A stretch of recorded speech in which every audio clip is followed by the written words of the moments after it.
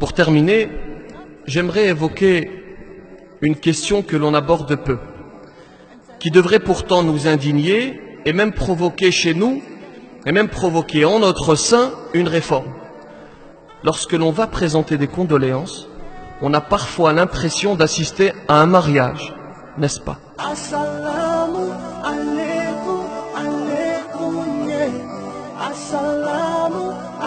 À l'origine, il s'agit d'un événement, il s'agit d'un rassemblement provoqué par un événement malheureux, n'est-ce pas?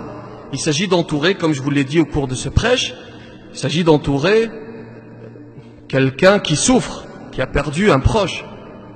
Et ce malheureux qui souffre se retrouve avec des dizaines d'individus chez lui, qui restent pendant des heures, qui s'éternisent chez lui sans aucune sagesse, qui ne quittent son domicile qu'au bout de plusieurs heures.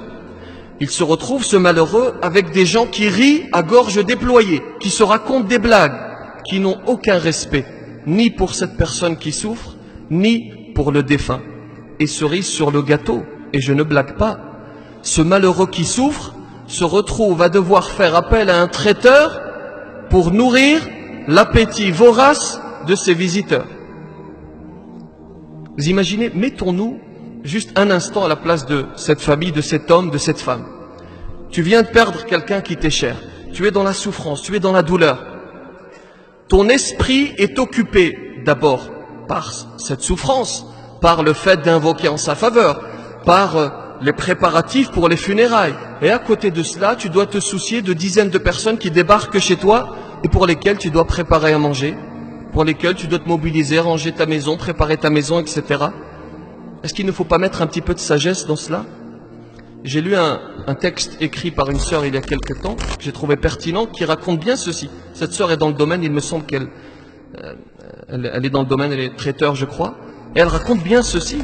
Alors que nos textes vont à l'encontre de cela. Lorsque Ja'far vient à mourir, le prophète sallallahu alayhi wa sallam dit: préparez à la famille de Ja'far de la nourriture, car ils sont préoccupés par ce qui leur arrive.